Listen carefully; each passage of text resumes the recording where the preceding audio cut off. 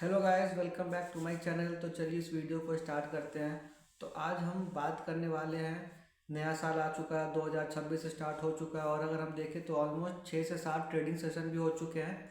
तो अप्रोक्स इतने दिनों में मार्केट गिरता ही जा रहा है, गिरता ही जा रहा है। तो इसके कुछ कारण हैं, कुछ रीजंस हैं कि मार्केट क्यों इतना करेक्ट हो जा रहा है। अगर हम स्मॉल कैप में बात करें तो ऑलमोस्ट 3 से 3.5% की गिरावट आ चुकी है। मिड कैप में 2% के अप्रॉक्स। निफ्टी और सेंसेक्स की अगर बात करें तो अप्रॉक्स 1 से 1.5% वो भी गिर चुका है। तो एक one of the most important reason आज के डेट में है, जो कि ग्लोबल न्यूज़ आप सुन ही रहे होंगे कि ट्रम्प ने ऑलमोस्ट ऐसा न्यूज़ फैला रखा है कि 500% का टैरिफ इंडिया के ऊपर लगाने वाला है। तो ये एक रीज़न हो सकता है जिसके वजह से पैनिक चल रहा है मार्केट में, बहुत सारे लोग सेल करते जा रहे हैं। इवन बहुत सारे कंपनी के प्रमोटर्स भी स्टॉक्स को सेल कर रहे हैं। तो ये एक रीज़न है, पैनिक की वजह से ऐसा हो रहा है। दूसरा इंपॉर्टेंट रीज़न हो गया एफ की सेलिंग। एफ की अगर मैं बात करूँ तो लास्ट ईयर का रिकॉर्ड बहुत खतरनाक रहा। हर महीने उन्होंने अच्छा खासा दबा के सेलिंग किया है। और अगर 2026 की मैं बात करूँ तो अभी तक लगभग 6 से 7 ट्रेडिंग सेशन में अप्रॉक्स 8,500 करोड़ की सेलिंग ऑलमोस्ट हो गई है एफ के थ्रू। इसमें जितने भी बड़े बड़े फॉरेन इन्वेस्टर हैं वो तो पैसा निकाल ही रहे हैं। यहाँ पे जितने हमारे कंपनीज के प्रमोटर हैं वो भी पैसा निकाल रहे हैं। अगर दूसरे साइड में आपको बताऊं, इसी 8 दिनों के अंदर 7 से 8 ट्रेडिंग सेशन में मैं बताऊं मैं आपको, अगर डी ने अप्रोक्स 14,000 करोड़ से ऊपर की बाइंग की। और ये जो डी पैसे लगाते हैं, किनका पैसा है? मेरा और आपका पैसा है। हमारे जैसे हजारों लोगों का पैसा है, करोड़ों लोगों का पैसा हमारे देश में, जो कि म्यूचुअल फंड में इन्वेस्ट करते हैं। तो इनके पैसे लगते जा रहे हैं। तो आप एक रेशियो निकालोगे अगर, तो देखोगे कि एफ वालों ने 8,500 करोड़ की सेलिंग की है। दूसरे साइड डी वालों ने लगभग 14,500-15,000 करोड़ की बाइंग की है। तो इसके वजह से भी एक मार्केट में थोड़ा स्टेबिलिटी है कि बहुत ज़्यादा गिरावट नहीं आया। वरना अगर ऐसा ही चलता रहा कि बस एफ सेलिंग करते रहता तो मार्केट बहुत ज़्यादा गिर सकता है।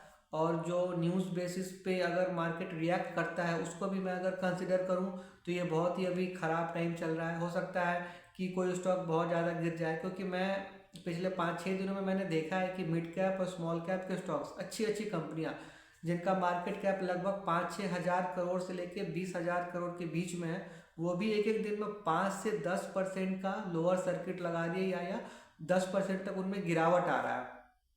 तो ये चीज़ें पिछले कई दिनों से हो रही हैं। तो आज के डेट में अगर आपको इन स्टॉक्स में पैसे लगाने हैं तो पहले तो आप ये ध्यान रखें कि स्मॉल कैप से अभी दूर रहें। कंपनी की वैल्यूएशन कितनी भी अच्छी हो, कंपनी का पी कितना भी अच्छा हो, अगर वो गिरता जा रहा है, अगर आप सोचो कि मैं बॉटम पे पकड़ लूँ, तो ये नहीं हो सकता है। क्योंकि क्या पता कोई स्टॉक अगर 100 रुपये के प्राइस से गिर के 70 पे आ गया, अगर आप अभी उसमें एंटर कर जाओ तो हो सकता है वो गिरते गिरते 50 भी चला जाए। क्योंकि एक फ्री फ्लो में मार्केट गिरता जा रहा है, पैनिक की वजह से ज़्यादा गिरावट है। यहाँ पे कोई भी प्रॉब्लम नहीं चल रही। हो सकता है कि अभी जो नेक्स्ट मंथ में बजट आने वाला है, प्लस अब जो इस क्वार्टर के रिजल्ट आने वाले हैं, पिछले क्वार्टर से अच्छा ही करेंगे परफॉर्म। बट फिर भी जो कि ऐसा इन्वायरमेंट बना हुआ है आज के डेट में कि सारे स्टॉक्स, अच्छी अच्छी कंपनी जिनका पी बहुत अच्छा है, जो लास्ट क्वार्टर में बहुत ही अच्छा रिजल्ट दे के आई हैं, जिनका ईपीएस बढ़ता जा रहा है, वो भी गिर रही हैं और अच्छा खासा एक एक दिन में 6-6% करेक्ट हो रही हैं।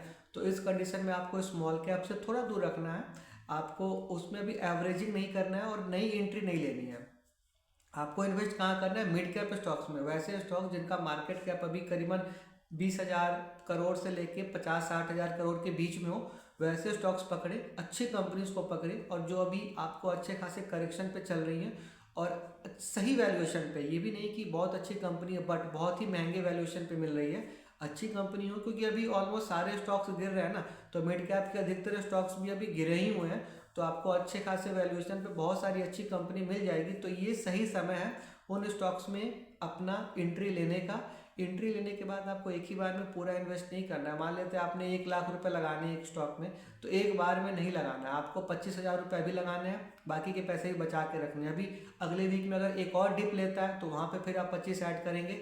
ऐसे करके आपको थोड़े थोड़े टाइम पे ऐसे इन्वेस्ट करना है मिड कैप स्टॉक्स में। अगर मैं लार्ज कैप स्टॉक्स की बात करूं तो लार्ज कैप स्टॉक्स में भी कुछ बहुत ज़्यादा रैली नहीं चल रहा है आज के डेट में, बट लार्ज कैप स्टॉक्स गिरते भी कम है।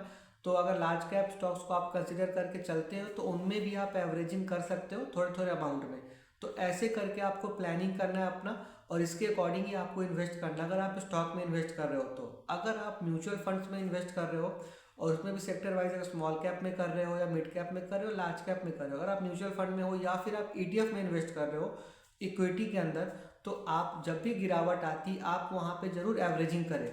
जी हाँ, अगर स्मॉल कैप म्यूचुअल फंड या स्मॉल कैप ETF में भी आप इन्वेस्ट कर रहे हो ना, अगर वहाँ पे 3% 5% की गिरावट एक दिन में आ रही है तो वहाँ पे आपको बाइंग करना है। जब जब डिप आ रहा है 5% 4% का, उस गिरावट पे आपको बिल्कुल ही म्यूचुअल फंड में और ETF में बाइंग करके चलना है, क्योंकि ये टाइम है म्यूचुअल फंड या ETF को बाई करने का, ठीक है। और अगर लास्ट में गोल्ड या सिल्वर के ETF की बात करूं तो जैसे जैसे ग्लोबल अनसर्टेनिटी बढ़ती है, मार्केट गिरता है, तो गोल्ड और सिल्वर ऊपर ही जाते हैं। तो अभी आप चार्ट भी उठा के देख लो, गोल्ड का चार्ट या सिल्वर का चार्ट, वो ऊपर ही क्यों जा रहा है। तो अभी के टाइम पे आप चाहो तो गोल्ड के ETF या सिल्वर के ETF को भी अपने पोर्टफोलियो में रख सकते हो। मैंने लास्ट वीडियो में भी कवर किया था ये, तो आप उसको भी इन्वेस्ट करके चल सकते हो। तो ऐसे करके आपको अभी इस महीने में अपनी प्लानिंग करनी है इन्वेस्टमेंट की। तो आई थिंक आपको वीडियो समझ में आया होगा कैसे इन्वेस्ट करना है, कैसे प्लानिंग करना है आप अपने पोर्टफोलियो को। ओके, थैंक यू, फिर मिलते हैं नेक्स्ट वीडियो में। जब तक के लिए बाय, टेक केयर।